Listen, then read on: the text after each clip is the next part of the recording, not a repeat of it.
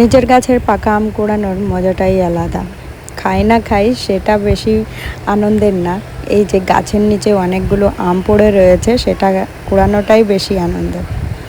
তো আজকে একটু কমই পেয়েছি, প্রত্যেক দিন আরও গাদা গাদা আম পড়ে থাকে আর সারাদিন তো পড়তেই থাকবে। আর মাত্র কয়েকদিন, তারপর আর আম পাবো না, কারণ হচ্ছে আস্তে আস্তে করে সমস্ত আম ফুরিয়ে যাচ্ছে। তো হ্যালো এভরিওয়ান, গুড মর্নিং। সবাই কেমন আছো? আশা করছি সবাই খুব ভালো আছো, আমিও ভালো আছি। সকাল সকাল ঘরটাকে ঝাড় দিয়েছি, তারপর দেখলাম উঠানে অনেকগুলো আম রয়েছে, সেটা কুড়িয়ে তারপর উঠানটাকে ঝাড় দিয়ে এই যে রান্নাঘরটাকেও ক্লিন করে নিচ্ছি। মাঝে মধ্যে ভিডিও দিতে পারি না, তোমরাও ভাববে যে দিদিভাই কেন ভিডিও দেয় না। আসলে আমি ভিডিওটা আপলোডে বসিয়েও দিতে পারি না।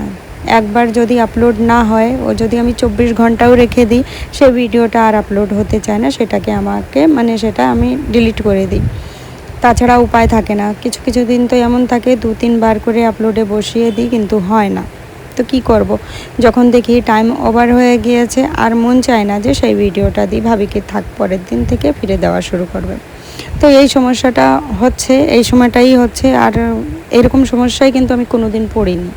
অনেক সময় হয়েছে, অনেক দিন পর হয়তো কিছু নেটওয়ার্কের সমস্যা হয়েছে, কিন্তু এইরকম হয় না। আর বর্ষা বৃষ্টি হলে তো এরকমটা প্রায়ই হচ্ছে এখন।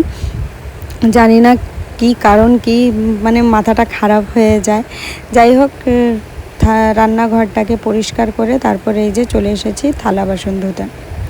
তো উঠেছি অনেক ভোরবেলায় উঠলে কি হবে, আমি যেহেতু স্লো কাজ করি, এই জন্যে আমার কাজে একটু লেট হয়ে যায়।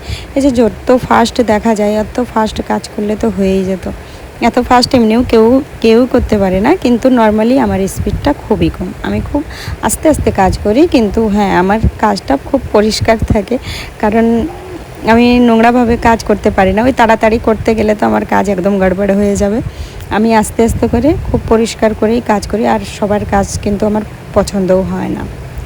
তো থালা বাসন ধুয়ে সেই জায়গাটাকে পরিষ্কার করে নিয়েছি। ডোয়াগুলোর অবস্থা খুবই খারাপ হয়ে রয়েছে, কারণ এখন তো প্রত্যেক দিনই বৃষ্টি হচ্ছে, আর বৃষ্টির কারণে এই মাটির ডোয়া কী অবস্থা হতে পারে সেটা তো বুঝতেই পারছো।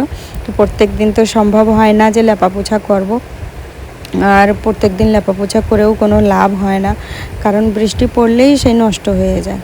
তো আজকে দেখলাম অল্প অল্প রোদ বেরিয়েছে, তো ভাবলাম চলো লেপেই ফেলি। আর হ্যাঁ, প্রত্যেক দিন না লেপলেও মাঝে মধ্যে যদি না লেপা হয়, ওই বৃষ্টির জল পেলেই এই ডোয়া খুলে খুলে পড়ে যাবে। আর বৃষ্টির কারণেই খুব কেঁচোর উৎপাত, আর কেঁচোর জন্যে আরও ডোয়াটা ভালো থাকে না। যদি বৃষ্টি নাও পড়ে, তাও মনে হয় কি কেঁচোগুলো ঠেলা দিয়ে দিয়ে মাটি কেমন উগড়িয়ে ফেলছে, পুরো বাজে অবস্থা হয়ে যায়। বিশেষ করে আমার ঘরের সামনের যে দুটো ডোয়া, এই দুটো ডোয়া, সাইডের ডোয়াটা কিন্তু খুব বেশি ক্ষতি হয় না, কিন্তু এই সামনের ডোয়াগুলো এমনটা হয়ে যায়। তো এই যে লেপছি, বিকাল পর্যন্ত কিন্তু কিরম ফুসকুড়ি বেরিয়ে যাবে, কেমন একটা হয়ে যাবে। তো কিছু করার নেই, হাজার কষ্ট হলেও এই কাজগুলো তো করতেই হবে।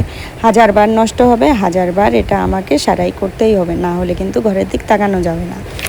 চলো কাজ করতে করতে একটু কমেন্টে রিপ্লাই দেওয়া হোক। তুঞ্জেরা খাতুন বুনু লিখেছো যে হাই দিদি ভাই, কেমন আছো? আমি খুব ভালো আছি, তুমি কেমন আছো? তারপরে তুমি বলেছো যে সরি দিদি, আমি প্রত্যেকটা ভিডিওতে কমেন্ট করতে পারি না। দেখো, সরি বলো না, সরি বলে আমি নিজেকেই ছোট মনে করব, কারণ তুমি প্রায় কমেন্ট করতে থাকো, আর কমেন্ট না করলেও কিন্তু আমার খারাপ লাগবে না, কারণ আমি জানি তোমরা আমার পাশে আছো। তো এই জন্যে সরি বলতে হবে না, আমি জানি তোমরা সবাই আমার পাশে আছো, যারা প্রায় কমেন্ট করতে থাকো। তুমি তো কমেন্ট করতে থাকো, এই জন্যে আমি জানি যে তুমি আমার ভিডিও দেখো বা তুমি আমার পাশে আছো। তারপর সঙ্গে পূজা আইডি থেকে পূজা বোনও কমেন্ট করেছো যে দিদি ভাই তুমি খুব ভালো।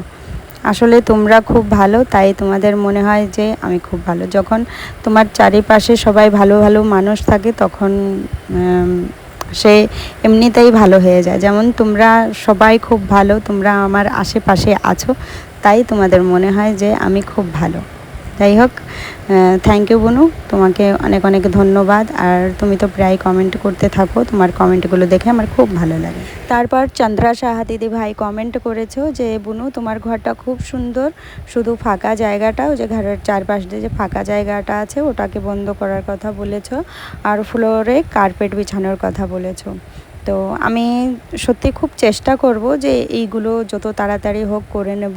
আমি জানি এইগুলো যদি আমি কমপ্লিট করে নিই, আমার ঘরের এই জিনিসগুলো আর টিনগুলো যদি কালার করে ফেলি, ঘরটা আমার আরও সুন্দর হয়ে যাবে। তো আমি এটা মাথায় রাখছি আর এটা পূর্ণ করার চেষ্টা করব। যাই হোক, সমস্ত কাজ বাজ কমপ্লিট করে তারপর চলে এসেছিলাম চা করতে এসে দেখি কালকের যে দুধটা আছে সেটা মানে ছানা হয়ে গিয়েছে।